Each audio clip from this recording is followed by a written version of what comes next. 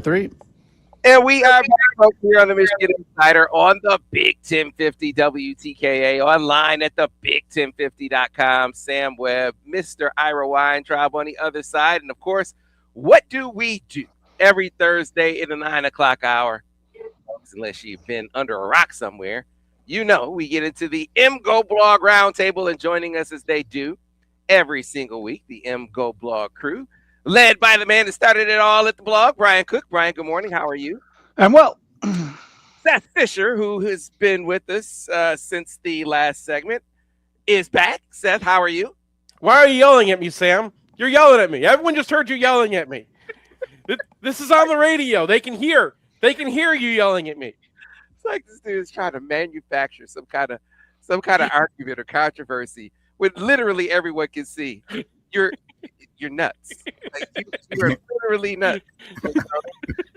Craig Ross, how are you this morning? I have a very brief story that seems relevant. When I was a young kid, I loved comic books, and I was reading a Batman comic, and in the back of it, they used to have ads at the back of comic books. And at the back of the comic book, there was an ad that said, "Don't be a 99-pound weakling."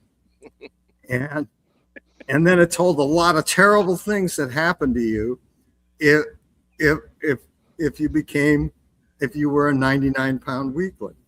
I was terrified of this. This terrified me. So I immediately went into the bathroom and weighed myself. And I only weighed 65 pounds. So I figured I was safe.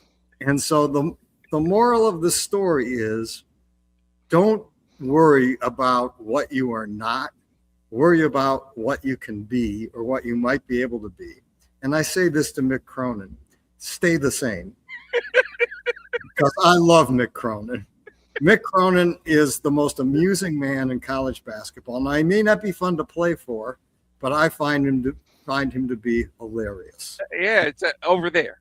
Yeah, stay over there, and hopefully forever, so we can laugh from afar, because that's exactly what you don't want as your coach, in my opinion, and Dusty May obviously is, and that leads us into this conversation, Brian. Compared to last year's trip down to Mackey, where talking to Dusty, he said, "Look, if you got to be able to admit when you got something wrong or you weren't up to snuff." Or he said, "We went down to Mackey and we learned a lesson about the level of physicality and the level of intensity that is required to play in the Big Ten. Will Treader tried to tell us. We learned that day." You talk about a guy that got the message. Not only did they respond to Purdue last year, Brian, they went down and that crowd was unbelievable. This team is really good. And Michigan was not fazed at all. No, and they go down 5-0 real quick, and they respond with an extended 42-17 run, comprising most of a half. And, you go back and you look at the stats and after Purdue was done chasing Michigan to within, 11 points, and it doesn't look like there's a huge difference except in terms of 3-point shooting. But man, I went over this game, and Michigan took one bad three. Like, there was one Cadeau three that was like late clock, nothing's going on. He's just putting something up and he knocks it down. Everything else was something that you got to take. And by contrast, the Purdue threes were movement. Two of them were from Kaufman-Wren. Like, they had a couple from Lawyer that just should not have been taken. So you look at this game and some people might be like, well, it's just some 3-point shooting look. But I don't think it was all luck. I think Michigan earned that because Purdue was so focused on keeping Michigan away from the rim that every single three they got up was practice. So, you're not going to shoot 57%, even if that's the case most of the time. But, going back and looking at the shot quality, I thought Michigan had a clear win in this game. And that's really impressive against a Purdue team that I don't know if I've ever seen a building that fired up. That was an electric building. And it's like Alejandro got this video of Burnett afterwards being like, "Thank you for the experience. It was great." And I was like, I feel the same way. Like, I feel very positive about the whole Mackey experience since Michigan won. But it was an incredible game, and Michigan really proved something, I think, to themselves and to the nation. Seth, this is a great point that Brian brought up, because Paint talked about it after the game, about the quality of shot Michigan got. And he said, when you cannot let them get things going to the rim with their size. Their two-man game is unbelievable. And you get caught living in help, you're going to give up some open shots. He said, if they hit their shots, he said, no one's beating them. He was just, and he said, we were living in help. The only guy we weren't going to help on was a Daimara, and a Daimara was making great plays in the first half. Yeah. First of all, we talked about Mick Cronin earlier, and we're going to probably talk about Mick Cronin later, and how hilarious it is whenever he goes off in a press conference. The opposite of Mick Cronin is Matt Painter, right? Who will sit down in a press conference, take a nothing question, and describe to you exactly how he meant to defend Michigan and how they were, he's like, he told us, look, whenever they went inside, anytime one of those big guys drove, we needed to bring help. Every time we did, they got it outside, and then they had a wide open shot, and they're going to hit those shots when you leave them that. And we just didn't have an answer for that. Michigan's good. And he explained in every single detail, and you wonder why Mackey can get up like that for their team. I think part of it, not all of it, but part of that culture is that they have a coach who respects the fan base that much, that he knows that they want to know what's going on with their team. And I really appreciate that about Painter. Now, as far as, what he was saying, I can't say it better than him. I'm going to tell everybody here, just go and watch. It's on, the Michigan Insider has they put up the videos. It's on there. Go and watch Painter describe exactly what happened in that game, because he knew what he wanted to do. He knew what players he had. He knew what Michigan's players were. He scouted all these guys, and he said, okay, the only thing that I can do really is hope they don't hit shots. Then they hit shots, and it's over. Great way to put it.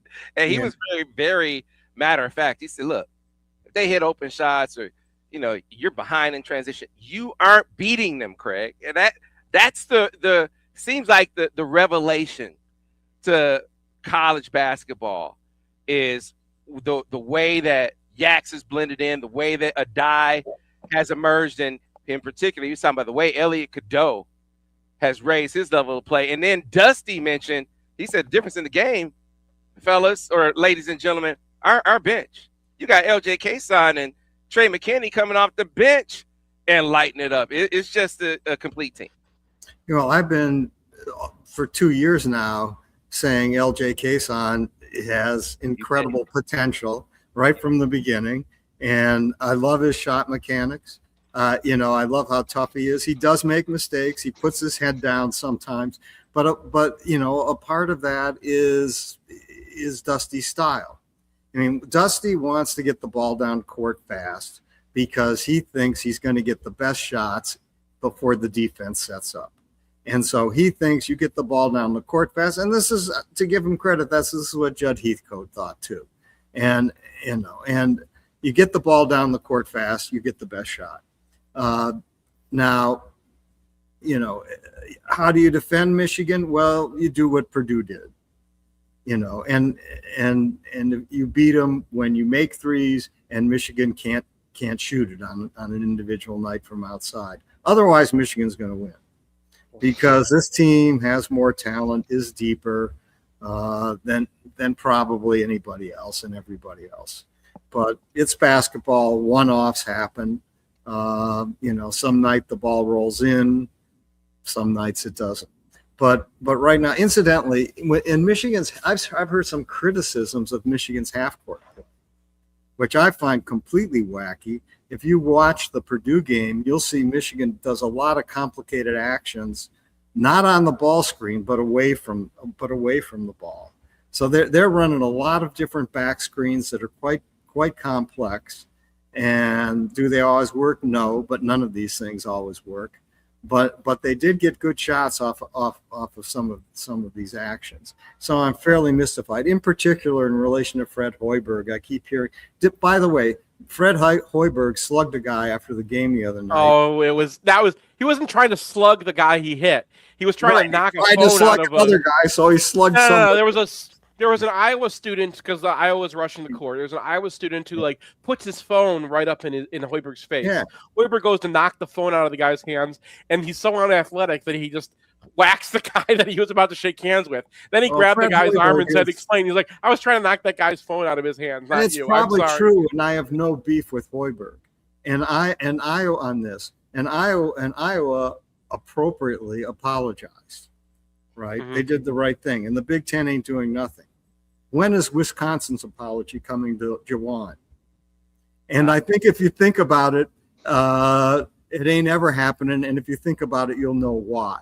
And so but I don't blame Hoiberg. Meanwhile, Hoiberg's getting, these great reviews, and he is a good coach. But last time I checked, how do you tell the dancer from the dance, John Keats? And Hoiberg is what, 48-90 in the Big Ten in his career?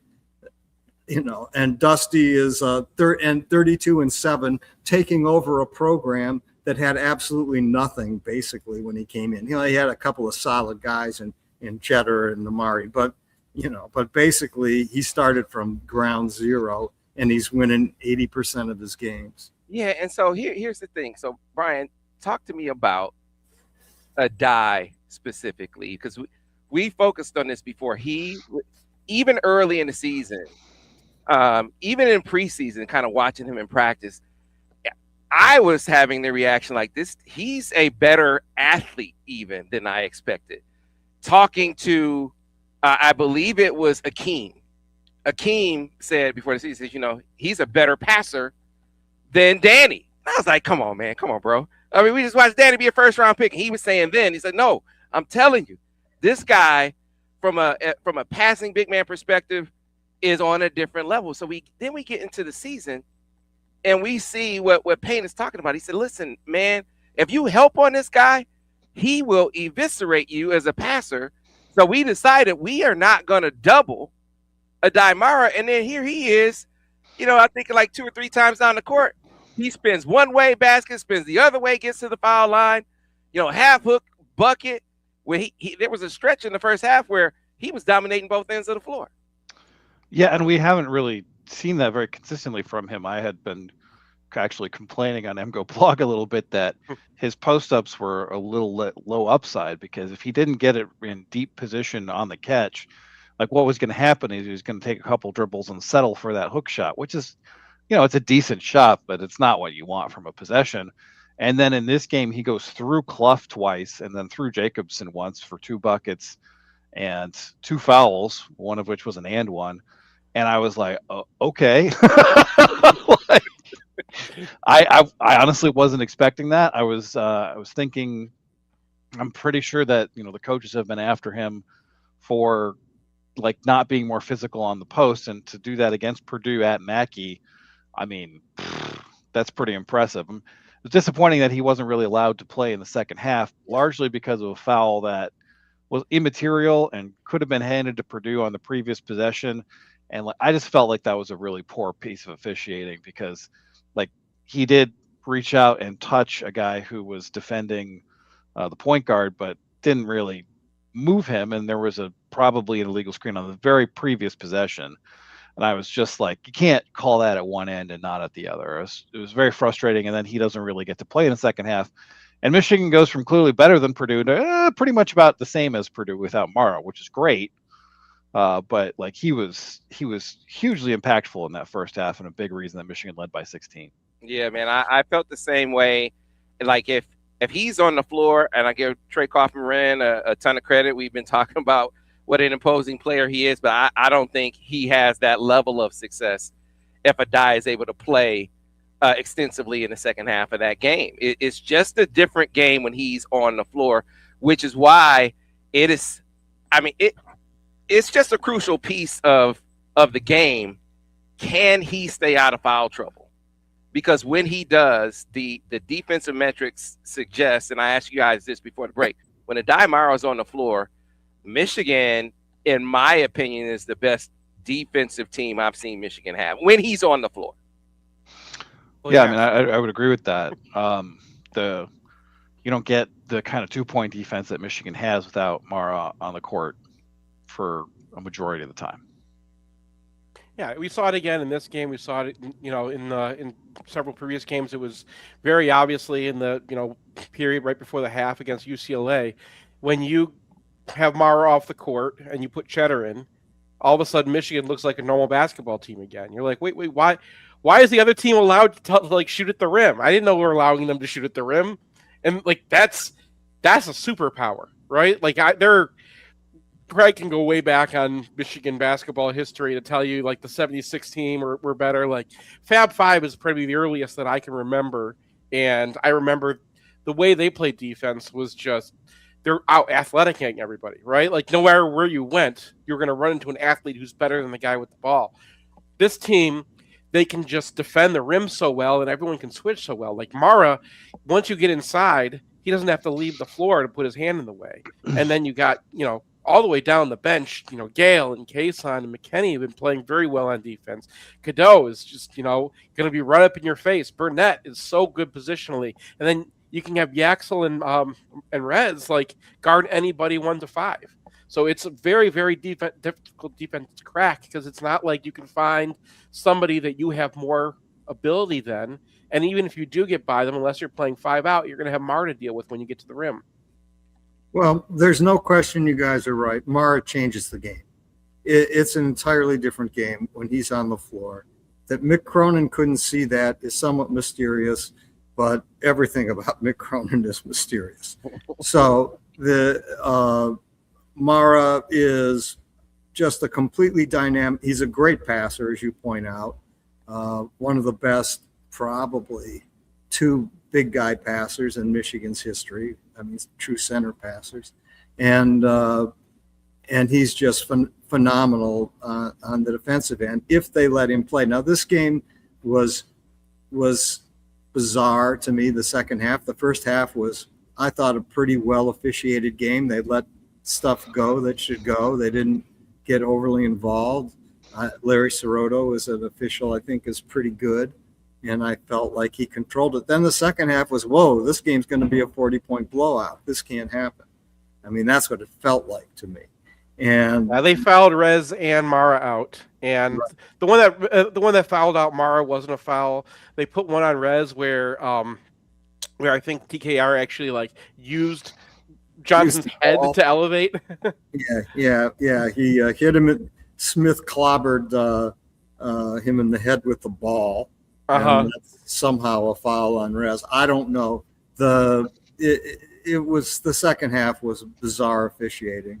My guess is if the game had gotten a little closer, it would have turned around again.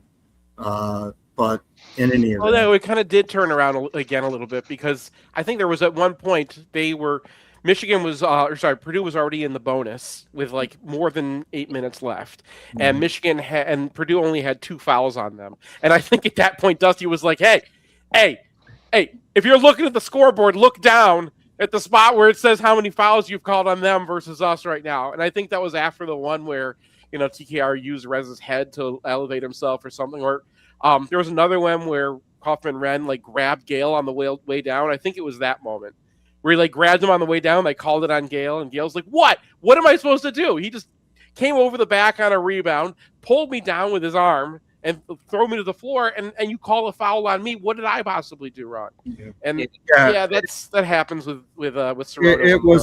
It was a bizarre second half. But in the end, Purdue is a really good team. B, they have a great coach, that's worthy of all the respect he gets. And they have a great environment. Their fans showed up. They were loud as heck. They were loud even when their team was down by 15, 18 points. They stayed loud. So I got nothing but respect for that Purdue program. But, didn't matter. So here's the thing with the ridiculous officiating as far as that's concerned, with a die on the bench for the entire second half, with Trey Kaufman-Renn going off. They still lose by double digits because now, as much as we talk about how much a die has improved, look at Rez and how much better he's playing, the evolution of Elliot Cadeau, the guy who they was like, he can't shoot, he doesn't take care of the basketball. I know there were some late turnovers in there that were questionable, but that dude's, maturation at Michigan is another nod to what a great job Dusty has done with developing this team and with identifying guys that can thrive in his scheme, and that's been Elliott, and that certainly was the case Tuesday, where I thought he was the best guard on the floor. Yeah, and I get exercised about his turnovers sometimes, and I lose sight of what he's doing well. Yeah. So I have to remind myself sometimes. But sorry, Brian. He's been very good since he had kind of a disastrous 25 minutes against Northwestern. It has generally kind of dialed back the aggression on the transition stuff, which had been good for a couple turnovers per game. And now teams are really trying to get back against Michigan. So, you just got to adjust the situation you find yourself in. But his shooting has been really important. And I think he's been looking for a shot a little bit more, which is overall helpful. Like, he's able to get to the rim and get some shots up there. And I think changes the dynamic of how you have to defend him if he's looking for his own shot more. Yeah, you saw Clough didn't even try to defend his floater, right? And he went down and he put that in, and that was exactly one of the things we've been talking about. That, like, when he goes and gets his shot, they're not going to be defending it as much because they know, they've scouted him, they know that he's looking to pass it. And yeah, like, the turnovers are so loud, right? Like, he's down on the left side, and all of a sudden he's going to flip it with his left hand over his back, and it goes into the eighth row, and you're like, no! But then you look at the stat sheet, and it's like, what is it, 6 assists and 2 turnovers? Like, it could have been not a bad turnover. And I think he had another one that was a howler, but it was right after Purdue called a timeout. I think it was 4 minutes left in the first half. They're down by 20, right, and just getting slaughtered. And Painter calls timeout. They draw up a play, and then Cadeau steals it. And then then he gives it away, and they come back and they get a transition 3. So Painter gets what he wanted anyway. But that's the Cadeau experience, right? And when you look at the game at the end, you're like, he really had a positive effect on this team, especially when shooting is such an important thing, and the other guys are creating because they're bringing doubles off Mara, they're doubling onto Yax. So you need Cadeau to be a shooter as well, and he wasn't a very good shooter at UNC. And I kind of went back and looked at some of those games to see if, like, he was just taking pull-ups a lot. And a lot of the times he was just open and he would just miss a lot of shots. So, like, being able to nail those, being able to, like, pull up from deep, that's been a major difference maker on this team. Here's a question for you guys before we get into breaking down the matchup with Duke. Just in general, what do you see as the weakness, the way that you attack? How do you beat Michigan? Because that's been a topic that I've seen a lot of the national talking heads kind of get into. It's like, man, where's the vulnerability? So when you watch this team, Brian, or no, let's start with you, Craig. How did Wisconsin beat us? They made threes. I think they were 15 to 30 from three at one point. And while there was a lot of criticism that those threes were not contested, I demur. I went back through the tape. They mostly were contested. Now, there was a couple of closeouts that might have been a little late, but mostly you make threes. You're not going to beat Michigan by pounding it inside. Ain't happening unless you get bizarre officiating. It ain't happening. So you're going to have to make threes. You're going to have to pack it in and hope Michigan misses threes. And I think that's more or less what Painter was trying to do until Mara was out of the game and Kaufman-Renn could go on. But that's how you beat Michigan. Otherwise, I don't see it happening. Michigan can also beat themselves by turning it over by the pace that they play at. But that's gotten better certainly over the course of the season.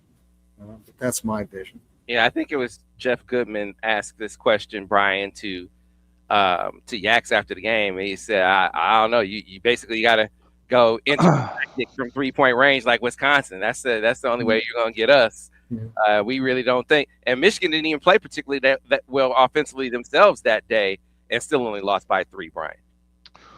Well, yeah, it does help to have the ability to lift Mara out of the paint, right? Like teams where you got non-shooters on the floor, and when Mara was on the floor, he was blocking Kaufman-Renn.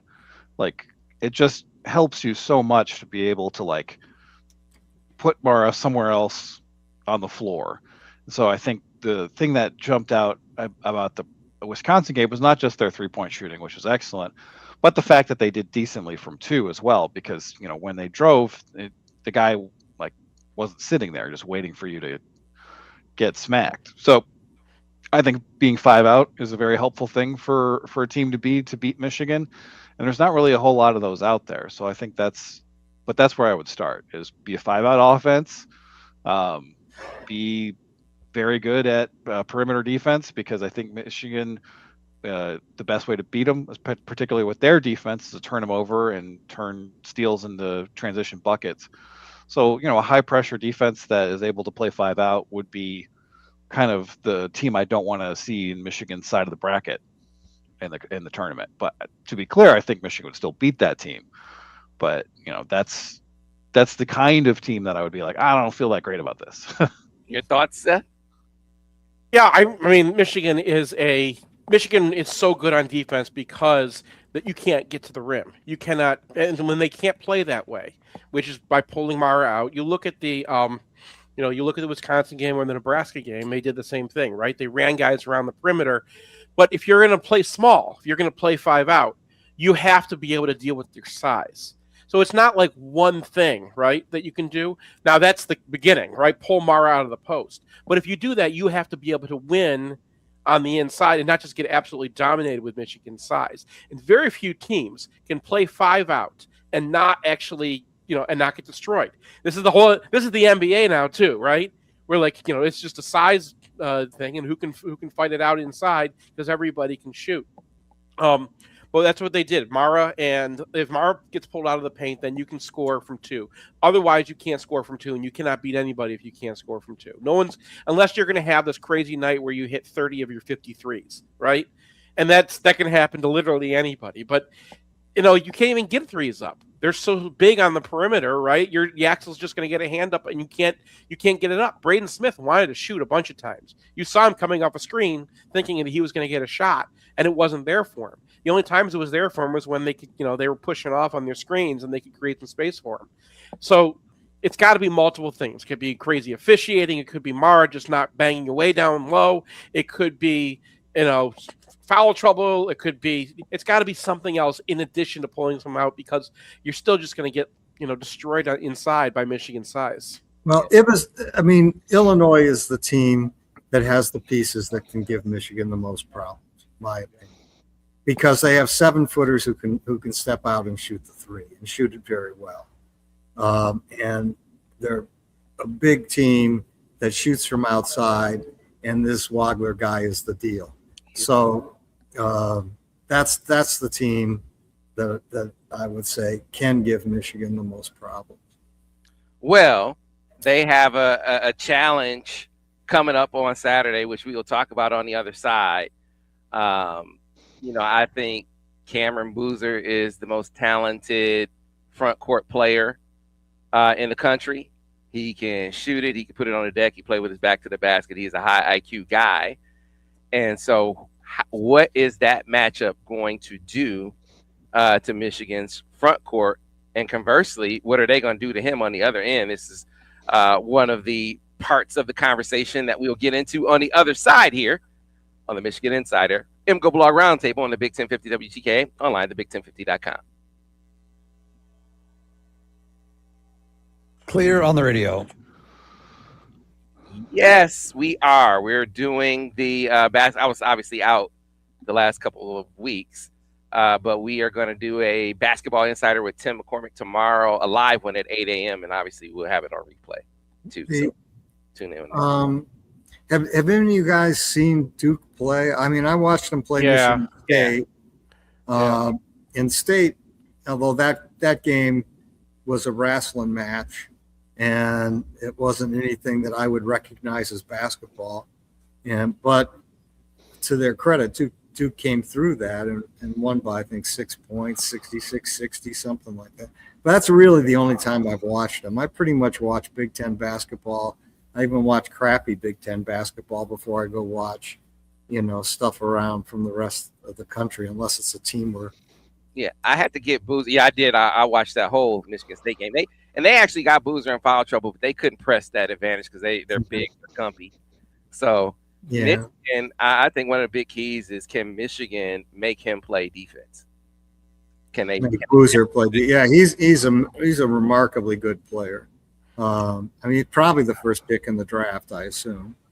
Yeah, I mean they have a 6'11" center who they don't have a replacement for though. Ongongo, is that his name? I'm not sure how to pronounce his last name, and he's like a 5 fouls per 40 guy. Mm-hmm. So like the rest of their quote unquote bigs are like 6'8", 210 or like 180 or 190. So they have like a guy who's transferred in from Syracuse who's like an emphatic non-shooter. So for me, like if they can get a center into foul trouble, that's going to go a long way because they just don't have really a backup center. Like they play Boozer as their backup center, and like he's a good player, but he's not a rim protector. Mm-hmm. So I kind of feel like any minutes where he's not on the court are advantage Michigan. Yeah, they're going to be very interesting to see if a team can defend Michigan. Brian mentioned the centerpiece too, but like they're very long at the perimeter. Caleb Foster is 6'5". They have this, Isaiah Evans 6'6". They have like a 6'8", 190-pound wing out of Italy named Dame Sarr, and Shire likes to put him on point guards. So I'm a little like,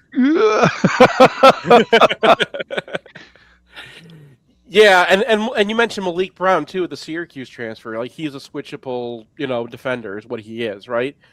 So like the question is, can Michigan are they going to have answers to Michigan's ability to size everybody down? And I think it really does come down to, can you attack Boozer, right? Because like if you can attack him and make him play center, then if we have one of those games where Mara is playing like he did against Purdue, that's what you need. That just breaks what they're trying to do.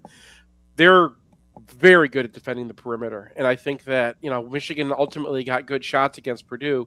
You're not going to get that because you're not going to get as much help defense against Duke. Is Dame Sarr, is he related to Alex Sarr? I don't think so. He's Italian. Okay. Yeah, it's. I can't wait for this game. This is going to be an epic battle, and one that Dusty said this is tournament prep right here. I love the way just his approach to this thing. Back on radio in about 30. And love the approach of the team. I love how unfazed they are by anyone they see. Reacts did admit though that he was affected by the whole Purdue video going around and all the fans being on him at the beginning. He admitted it was the most nervous he's ever been to start a game, and it didn't make a difference because everyone else on his team picked him up, which is great. Yeah, his scouting report was right on. I mean, he didn't have to use all the swear words for it. I can't repeat the scouting report, but I mean, he was correct. You can repeat the scouting report. Coming back, stand by. We're back on radio in 5, 4, 3. And we are back, folks, here on the Michigan Insider on the Big 1050 WTKA, online at the big1050.com. Before we jump back in to the conversation, I want to tell those of you who are in the market for a new vehicle, you should get on board with Brighton Ford. Go to BrightonFord.com, call 1-800-NEW-FORD, and make it out to the lot at 8240 West Grand River Avenue in Brighton, Michigan. When you do, John Kuhner and his crew will take great care of you because Brighton Ford is where your next adventure begins. You ready to take the wheel of your dream Ford? Well, at Brighton Ford, it's more than buying a car.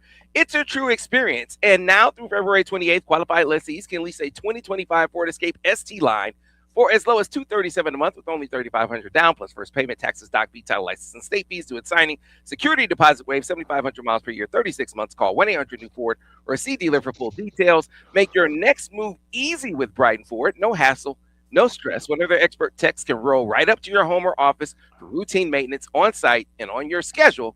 So why wait? Call 1-800-NEW-FORD now and get on board with Brighton Ford. So, fellas, heading down, Alejandro and I, to D.C. to take in this matchup, which could be a preview of the national championship game. The two best teams in the country, in my estimation. Kind of give me the tail of the tape. We'll start with you, Seth. Duke, Michigan, Duke. Give me the matchups. Give me the keys. What do you see? Duke has Cameron Boozer, who's heading towards being the number one pick.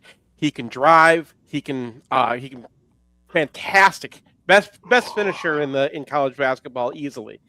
And it's going to be very interesting to see how Michigan's defense holds up against that guy.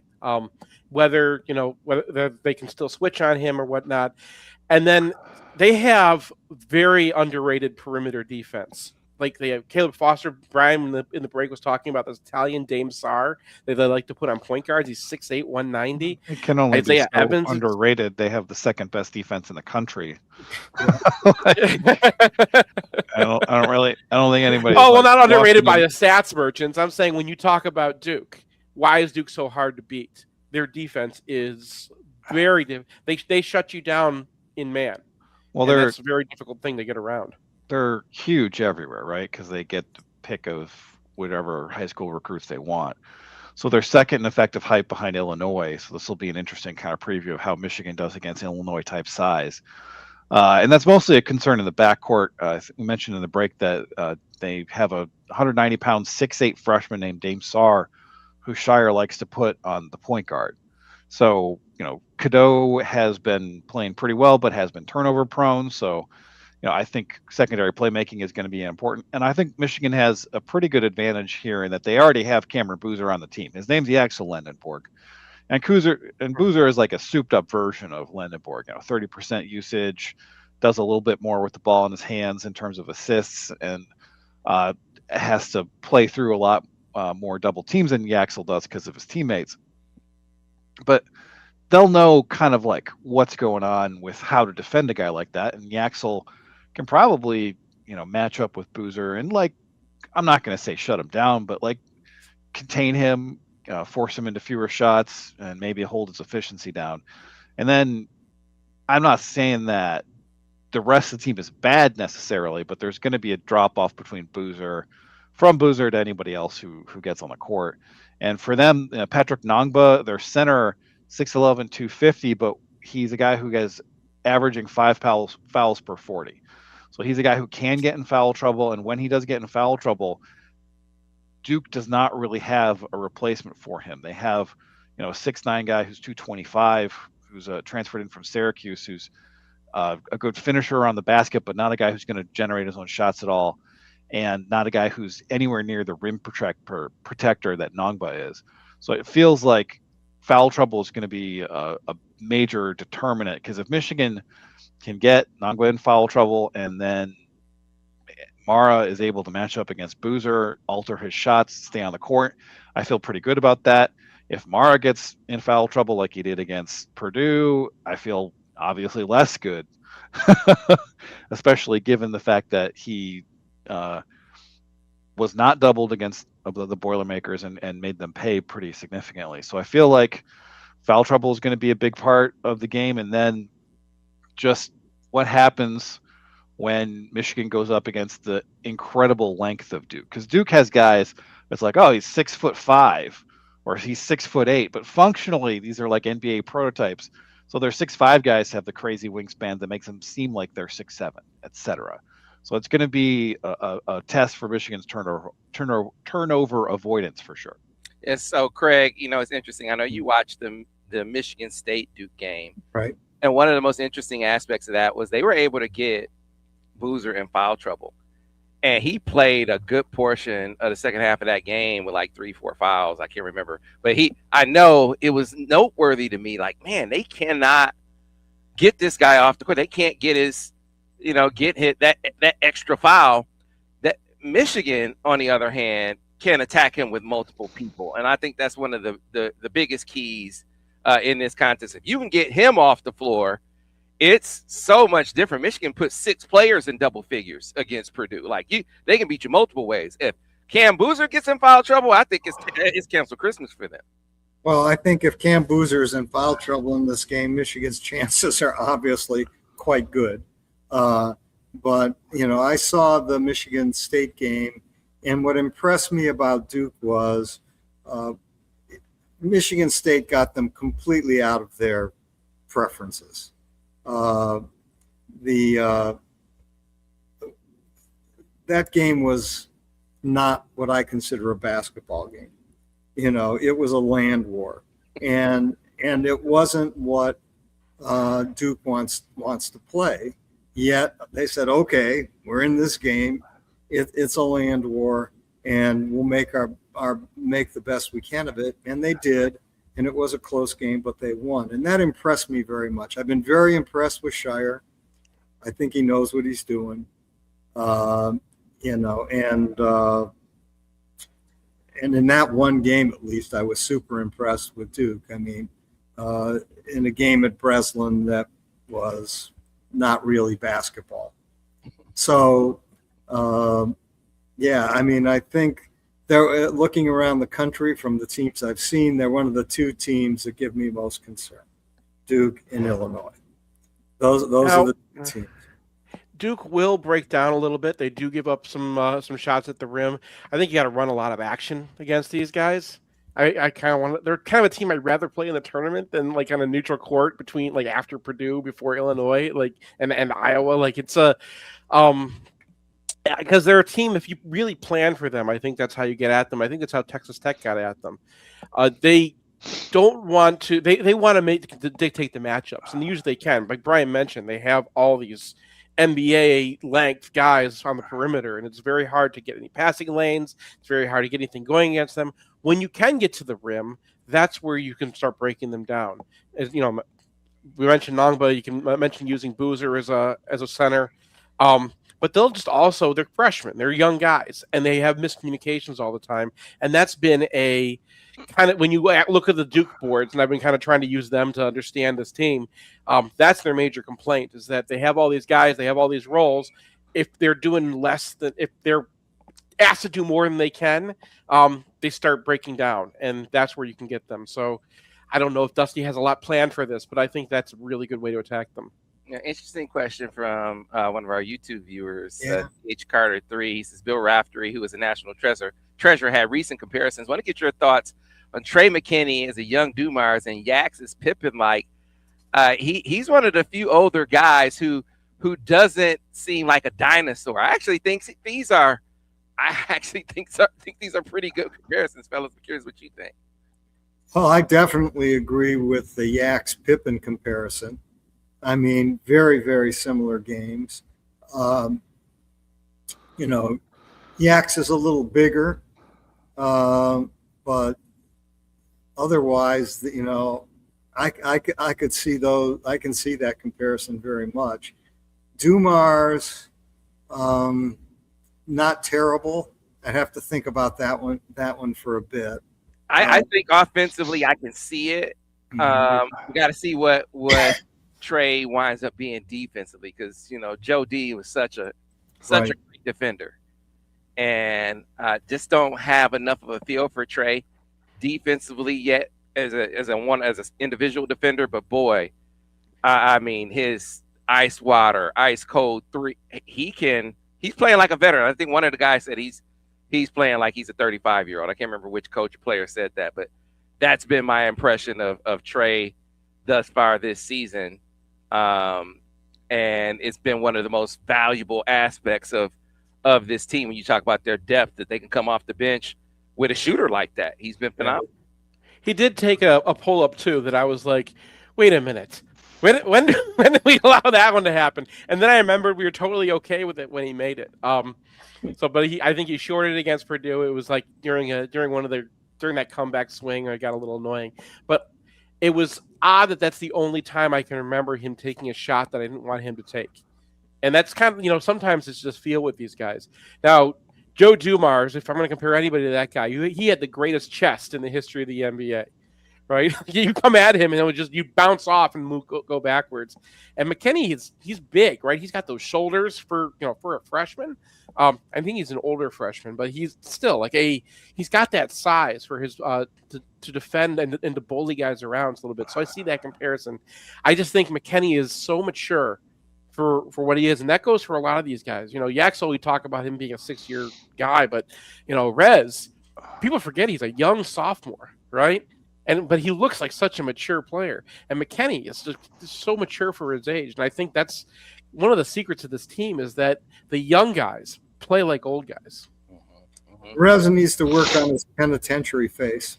He tries to do the penitentiary face, Practicing every game. He practices his penitentiary face, He does. but you can tell he's about ready to break out laughing any second.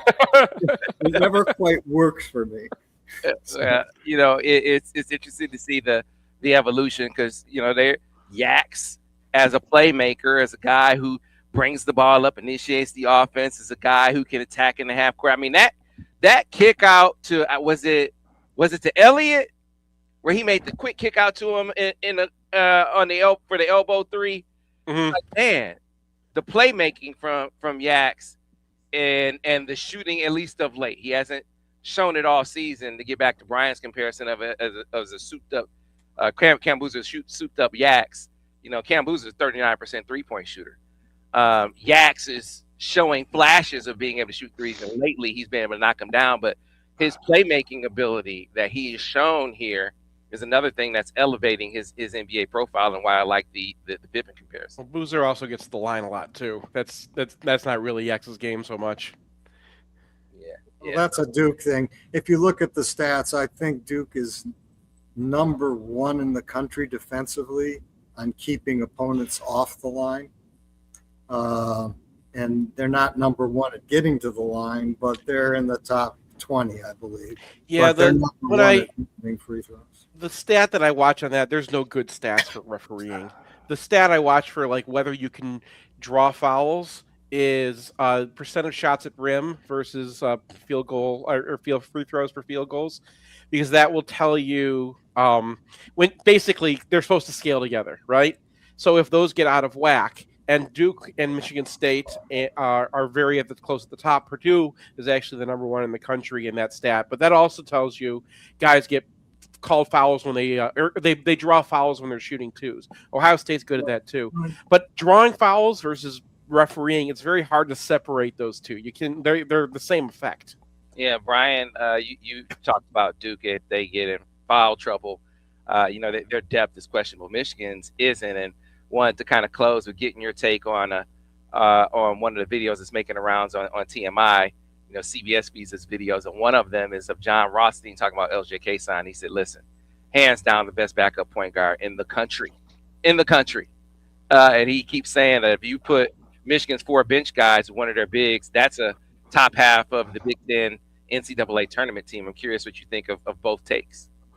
I can't speak to whether he's the best backup point guard in the country because I'm not that familiar with backup point guards across the country. But if he says so, I mean, he's been extremely efficient offensively over the past month.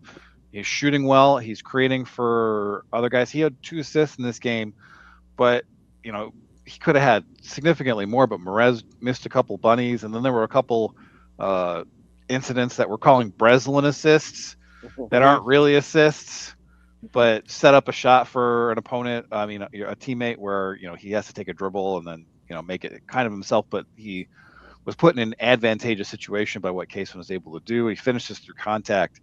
You know, he's missing some switches on defense and such, but like, I think he's really coming along, and that's what you want to see, right? Because at FAU, Dusty May was able to take unheralded players and make them into some of the best in college basketball, and you were hoping that he'd be able to do that with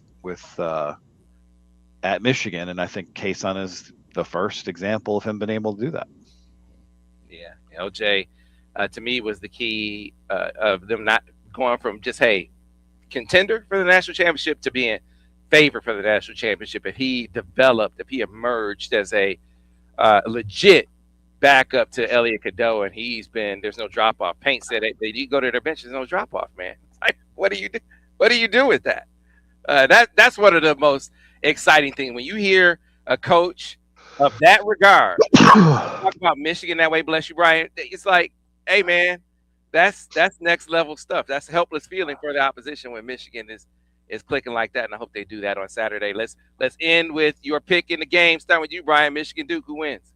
I'm gonna go with Michigan because Michigan gets the Duke center in foul trouble and they can't recover. Craig Ross?